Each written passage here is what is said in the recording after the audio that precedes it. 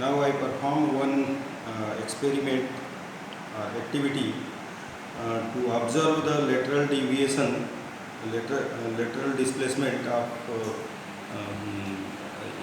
emergent ray by using a glass slab.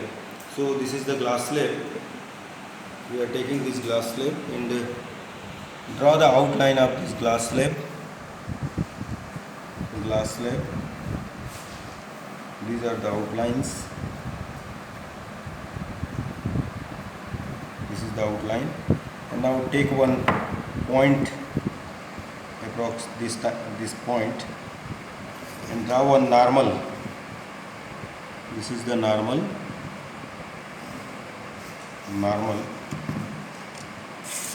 Now angle of incidence, the angle between incident ray and the normal, that is the angle of incidence. So suppose that we are taking here angle of incidence is 30 degree approx. So this is 30 degree. Now draw the line between joining these 2 points. This is the this is the incident ray, and the angle of incidence is 30 degree. So again we take 2 pins. These are the pins fixed on this incident ray.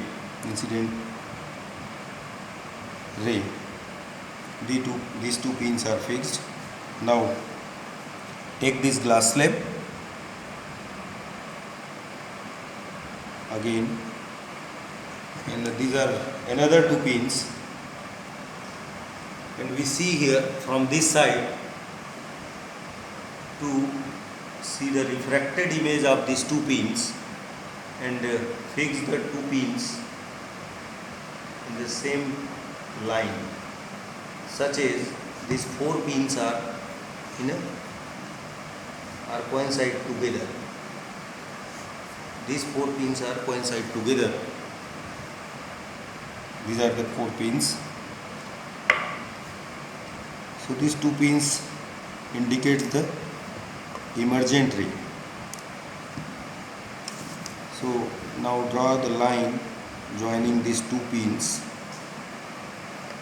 these 2 points. So this is the emergent ray. This point is P, this is Q, this is R, S. Now draw the normal at this point again. This is the normal, and this is the initial path of incident ray. So we see here the incident ray and emergent ray both are parallel. So the distance, perpendicular distance between this emergent ray and incident ray is called lateral deviation, lateral shift, lateral displacement. So this is the perpendicular distance between these 2 lines. Now we measure this perpendicular distance, so it is 0.9 mm. Suppose that this lateral distance is D, so D is equal to 0.9 centimeter, 9 mm, 0.9 centimeter. Now this point of incidence and point of emergent, we may draw this one line to joining these 2 points. So this is the refracted ray, and MN is the normal, M dash N dash is again normal, and we see here the angle of incidence and angle of emergent both are equal. So this will prove the incident ray and emergent ray are parallel, because angle of incidence and angle of emergence are equal. Now we take another diagram to increase the angle of incidence. Again draw the outlines. outlines. This is the outline. And again take one point here. This is the point of incidence. Draw a normal. This is the normal. Now increase the angle of incidence by this protector. Angle of incidence we will increase, suppose that 40 degree. So this is the 40 degree. Previously we have taken 30 degree.